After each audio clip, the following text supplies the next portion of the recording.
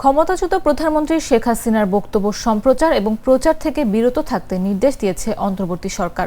এ ধরনের কার্যকলাপ সন্ত্রাসবিরোধী আইন ২০০৯-এর আওতায় গুরুতর লঙ্ঘন বলে উল্লেখ করেছে সরকার।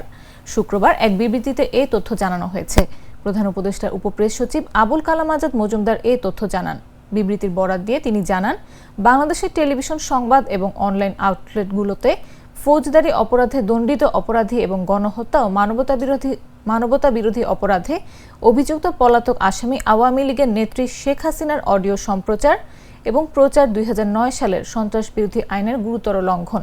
তাছাড়া গত বছরের ডিসেম্বরে আন্তর্জাতিক অপরাধ ট্রাইব্যুনাল প্রাক্তন স্বৈরশাসকের ঘৃণা ছড়ায় এমন বক্তব্য সম্প্রচার নিষিদ্ধ করেন। বিবৃতিতে বলা হয়, আমরা দুঃখের সঙ্গে লক্ষ্য করেছি যে কিছু গণমাধ্যম বৃহস্পতিবার আইন ও আদালতের নির্দেশ উপেক্ষা করে ক্ষমতাচ্যুত স্বৈরশাসকের একটি ভাষণ প্রচার করেছে, যেখানে তিনি মিথ্যা ও উস্কানিমূলক বক্তব্য দিয়েছেন।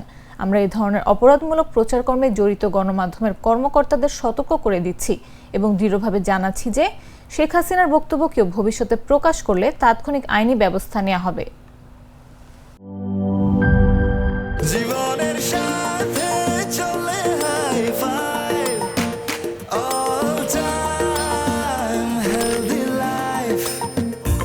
নিশ্চিন্তে খান স্বাস্থ্যকর অল টাইম পান।